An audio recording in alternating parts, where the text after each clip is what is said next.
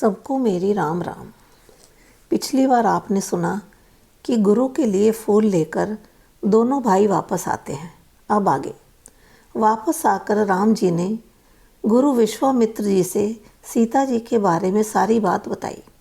गुरु जी ने उन्हें आशीर्वाद दिया कि तुम्हारी मनोकामना पूरी हो। दूसरे दिन से धनुष यज्ञ की तैयारी होने लगी। यज्ञशाला खूब सजाई गई थी। दूर दूर से बड़े बड़े राजा आए थे। सब बहुत बलवान थे। राजा जनक ने मुनि विश्वामित्र जी को भी राम लक्ष्मण के साथ आमंत्रित किया। राजा जनक ने अपनी पुत्री सीता के विवाह के लिए यह धनुष यज्ञ रखा था कि जो इस धनुष को तोड़ेगा उसी के साथ सीता जी का ब्याह होगा। उनकी यह प्रतिज्ञा सुनकर बड़े बड़े बलवान और विद्वान राजा उस स्वयंवर में आए हुए थे। भला सीता को कौन अपनी पत्नी नहीं बनाना चाहेगा। मुनि दोनों भाइयों को लेकर स्वयंवर देखने चल पड़े। उधर नगरवासियों को जैसे ही पता चला कि वही दोनों राजकुमार भी वहाँ आए हैं तो सब दौड़ पड़े कि चलो एक बार फिर देखने का मौका मिला है, फिर न जाने वो जनकपुर कब आएंगे।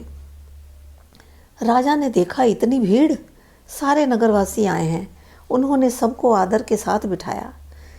इधर जो बड़े बड़े बलवान राजा आए हुए थे और कई तो राक्षस भेष बदलकर राजा के रूप में वहां आए हुए थे। न जाने क्यों जैसे ही उनकी नज़र राम लक्ष्मण की पर पड़ी, उन पर नज़र पड़ते ही वो डर गए। उनका तेजोमयी रूप देखकर वो राजा सहम गए। दोनों भाई उन्हें काल रूप में दिख रहे थे और उधर दूसरी तरफ रानियां उन्हें अपने बच्चे की तरह देख रही थी। हरि भक्त उन्हें अपने भगवान के रूप में देख रहे थे और सीता जी तो उन्हें अपने वर के रूप में ही देख रही थी। मनुष्यों की तो बात ही क्या, देवता भी आकाश से दर्शन कर रहे थे, फूलों की वर्षा कर रहे थे। जैसी जिसकी मन की भावना सबको वैसे ही दिख रहे थे। इतने में राजा ने सीता जी को बुला भेजा। हाथ में जयमाला लिए सीता जी अपनी सखियों सहित स्वयंवर में आती हैं। उन्हें देखते ही राजा आपस में बहस करने लगते हैं कि धनुष टूटे या ना टूटे, चाहे इसके लिए युद्ध करना पड़े, लेकिन सीता तो मेरे ही गले में जयमाला डालेगी। लेकिन सबकी नज़र दोनों भाइयों पर भी थी। सब सोच रहे थे इतने कोमल राजकुमार भी धनुष तोड़ने आए हैं। शिवजी का विशाल धनुष कोमल कुमार कैसे तोड़ पाएंगे। राजा जनक ने तो यूं ही इतनी कठोर प्रतिज्ञा कर ली। उन्हें अपनी प्रतिज्ञा छोड़ देनी चाहिए और राम सीता का विवाह कर देना चाहिए। बहुत ही सुंदर जोड़ी है। अब आया धनुष तोड़ने का समय।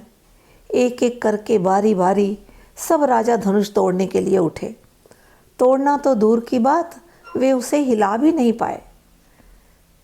फिर 10,000 राजाओं ने गुस्से में आकर एक साथ धनुष को उठाना चाहा, मगर शिवजी का धनुष अपनी जगह से हिला भी नहीं। सब राजा बहुत शर्मिंदा हुए और नजरें झुकाकर अपनी अपनी जगह पर वापस जाकर बैठ गए। राजा जनक ने देखा कि धनुष तो किसी से हिला तक नहीं। यह देखकर उन्हें बहुत दुख हुआ।